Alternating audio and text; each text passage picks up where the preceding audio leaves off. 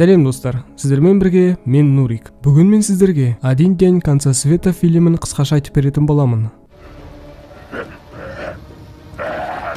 Достар, видео басталмас бұрын лайк басып, арнаға тіркеліп кетіңіз. Осылай істеу арқылы сіз маған келесі видеоны шығаруға шабыт бересіз. Орындаған болсаңыз, видеоға кеттік.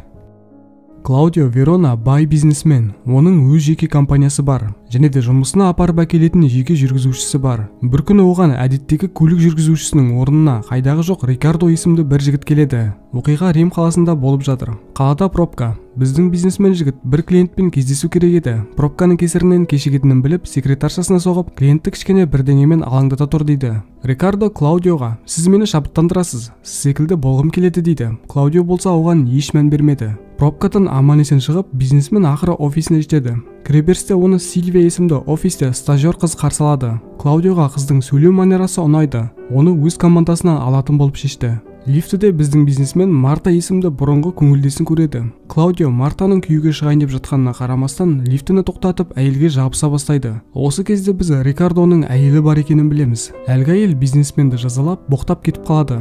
Лифтіде жалғыз қалған Клаудиоға әйелі Лорена соғады. Ол қалада түсініксіз оқиға болып жатыр. Көшелер жабылуда дейді. Содан соң үйге сүт ала кел дейді. Клаудио ашуланып, бұдан да басқа проблемам жетеді деп телефонын қойып тастайды. Жетпегені осы еді. Әлгі бизнесмен тұрған лифт 7-ші этажға жете бергенде тоқтап қалады. Бизнесмен жынданып диспетчерге соғады. Диспетчер оған: "Шатырдағы блок питания бұзылып қалды. Қазір біз ол жерге жұмысшыларды жібереміз" дейді. Плотно кешкен Клаудио секретаршасына соғып, клиентті ұстап қалуға барыңды сал дейді. Осы кезде бизнесмен сырттан бір дыбыстарды естиді. "Көмектесіңдер" деп айқайлап еді, ешкім жауап бермеді. Клаудио қайттан диспетчерге соғып, лифтіні қашан жөндейді деп сұрамақ болды. Диспетчер телефон көтерді, бірақ бір нәрсенің кесірінен байланыс үзіледі. Клаудио диспетчерге: "Жұмыстарыңды атқара алмайсыңдар, шатырға өзім ақ шығам" деп лифтінің есігін қолдарымен аша бастайды. Лифтінің ішкі есігі ашылды, бірақ та сыртқысы толықтай ашылмай қалады. Өтейін десе басы да сыймайды екен. Бизнесмен біреу-міреу естіп қалар деп көмекке шақыра бастайды, бірақ та ешкім оны естімеді. Аздан соң Клаудиоға әйелі соғып, белгісіз біреудің есікті бар күшімен қағып жатқанын айтады. Әйел полицейлерге соғыпты, бірақ олар жауап бермеген екен. Бизнесмен Стефан есімді досына соғып, үйді тексеруін өтінеді.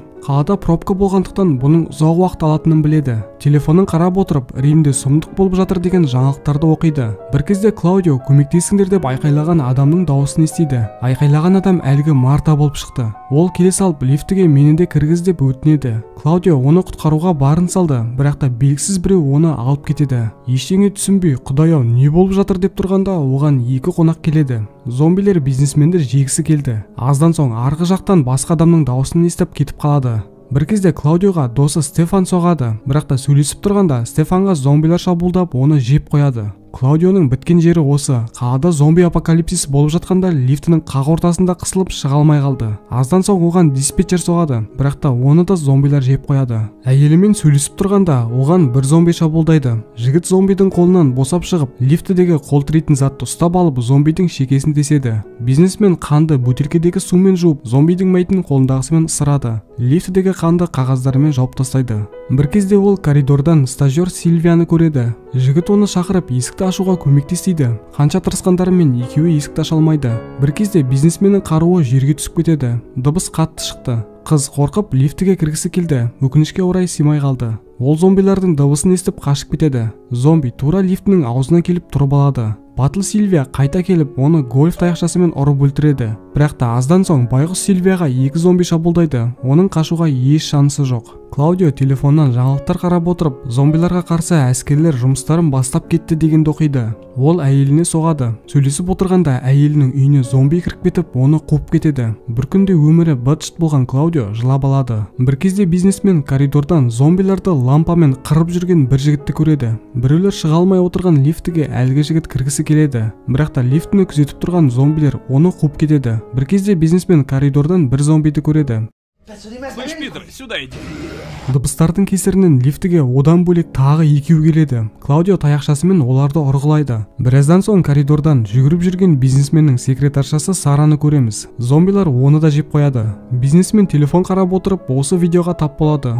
Видеодан қаланың қазіргі күйін көреді. Лифтіге тағы да бір зомби қонаққа келеді. Осы кезде лифтідегі жарық сөніп қалады. Бір кезде әлгі коридорға бір адам келіп, зомбилардың бәрін ата бастайды. Бұл Марчелло есімді полиция екен. Ол бизнесменнен жарақаттанбадың ба деп сұрайды. Клаудио саумын дейді. Осы кезде полицейдің артындағы бір зомби есін жияды. Марчелло оны байқап атып тастайды. Полицей бизнесменнің проблемасын түсініп, тоқты қосып келемін деп генераторға кетіп қалады. Кетпес бұрын Клаудиоға пистолет пен рация беріп кетеді. 8-ші этажда Марчелло 4 зомбиді өлтіреді. Миссиясын сәтті орындап, генераторды қосады. Лифтіде қайтадан свет жанды. Бір кезде Клаудио есікті кішкентай бір нәрсенің ұстап тұрғанын байқайды. Өкінішке орай ол затты алып тастауға қолы жетпейді. Лифтіге тағы да зомби келеді. Жігіт оны пистолетімен атып өлтіреді. Пистолеттің дыбысынан тағы 3 зомби келеді. Бизнесмен оларды да атып өлтіреді. Әлгі зомбилар оның бұрынғы коллегалары болғандықтан Клаудио жылап алады. Бір кезде ол рациядан Марчеллоның айқайлаған дауысын естиді. Содан соң байланыс үзіледі. Бизнесмен телефоннан әйелінің суретін қарап отырып, амалсыздан өз-өзіне қол жұмсағысы келеді.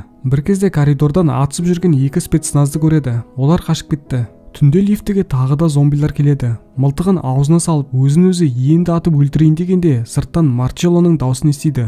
Екеуі лифтінің жоғарысындағы люкті ашып, Марчеллоны лифтіге кіргізеді. Кіре салысымен полицей зомбилардың бірін қалдырмай атып өлтіреді. Өкінішке орай полицейдің аяғынан бір зомби тістеп алған екен. Марчелло бұның бәріне бір вирус кінәлі. Вирусты біреулер әдейі жасап таратып жіберді дейді.